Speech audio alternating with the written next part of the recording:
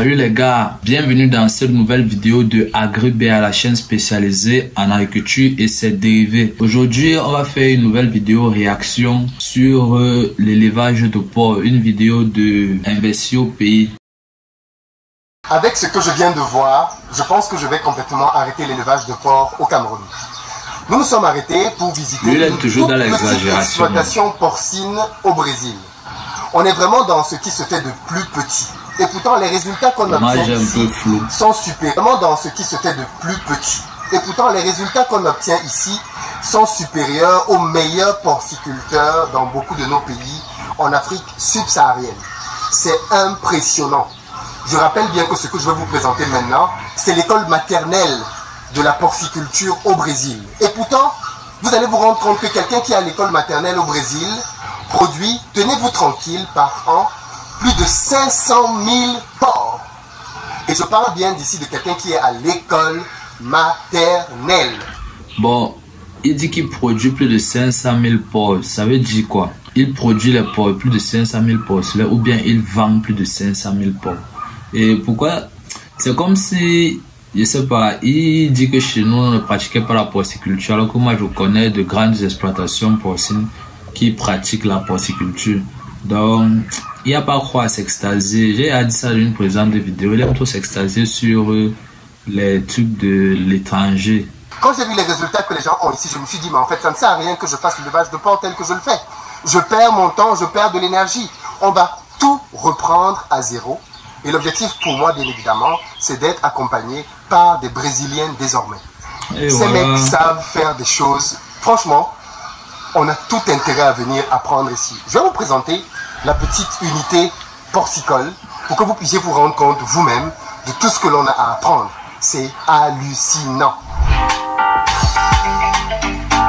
Et on pourrait même se demander comment des gens qui ont construit dans des surfaces aussi rudimentaires peuvent atteindre de telles performances.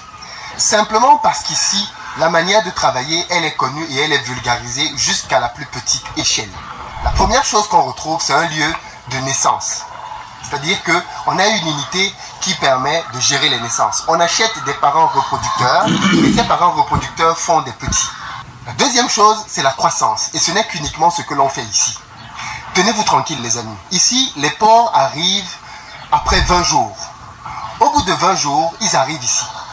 Et ils restent ici pendant 120 jours. Et en 120 jours, ils prennent, tenez-vous tranquille, 100 kilos. Vous avez bien entendu. En 120 jours, ils prennent 120 kilos. Donc, dans toute bonne unité de porciculture au Brésil, on a la croissance. Et eux ici, une fois qu'ils ont fini de faire la croissance, ils vendent les porcs. C'est tout. C'est la provenderie.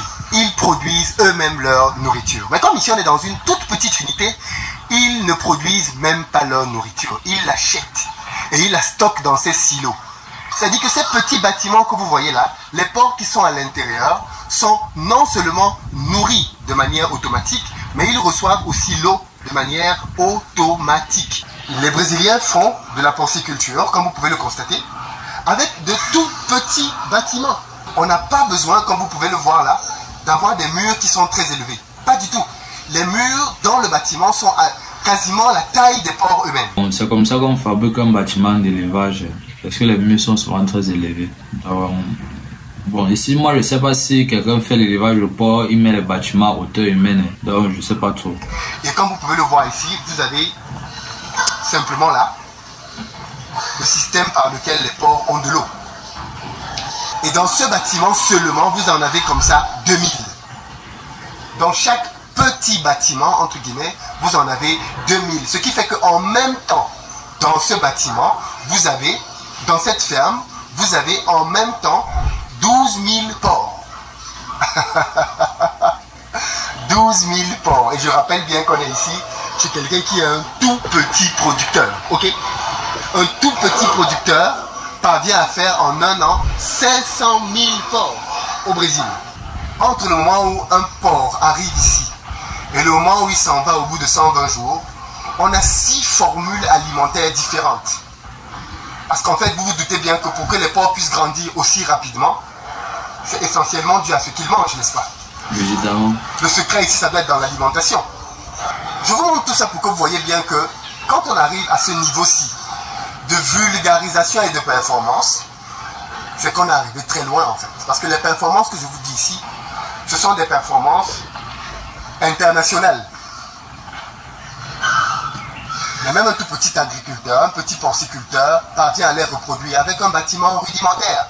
Bon, là, j'aurais préféré qu'il nous montre un peu la personne qui possède cet élevage pour qu'il nous explique un peu comment il fait, comment ça se passe, quelles sont les techniques qu'il a utilisées. Parce que depuis là, il ne fait que décrire la porcherie, ça ne nous aide pas trop. Il faut qu'il nous montre la personne qui fait ça, quoi. Nous sommes entrés tout à l'heure dans le bâtiment et vous allez voir quelques extraits d'images. Et c'est affolant de simplicité. Qu'est-ce qui nous empêche? Je veux dire, si on n'a même pas les moyens, ok, il dit qu'on va commencer à faire les très grands bâtiments. Qu'est-ce qui nous empêche de commencer à ce stade? Qu'est-ce qui est magique ici? Rien. Désolé. Rien n'est magique. Les bâtiments, on peut les reproduire, on peut même faire mieux. Le système d'adduction d'eau, le système de nutrition avec des silos, on peut le reproduire. C'est quand même vrai qu'au Brésil, l'agriculture et l'élevage sont très développés. Qu'est-ce qui nous empêche on voit même les vieux de bâtiments comme ça, là, c'est la Là où magie. on va avoir du mal, c'est au niveau de l'alimentation. Parce que les Brésiliens ont travaillé, ils ont fait de la science pour découvrir quelles étaient les meilleures formules alimentaires pour les porcs chez eux. J'ai aussi constaté quelque chose ici qui est très intéressant et qui est la caractéristique des gens qui réussissent, c'est la facilité du partage. Partout où on va, on nous présente comme des gens qui veulent investir, qui voulons apprendre de ce que les Brésiliens font. On nous ouvre les portes facilement. En Afrique, qui va t'ouvrir les portes de quoi? En Afrique, les gens te cachent les races de porcs qu'ils utilisent. En Afrique, les gens te cachent le nombre de porcs qu'il y a dans leur fête. La dame qu'on a vue propriétaire nous a tout dit en quelques secondes. Tout dit.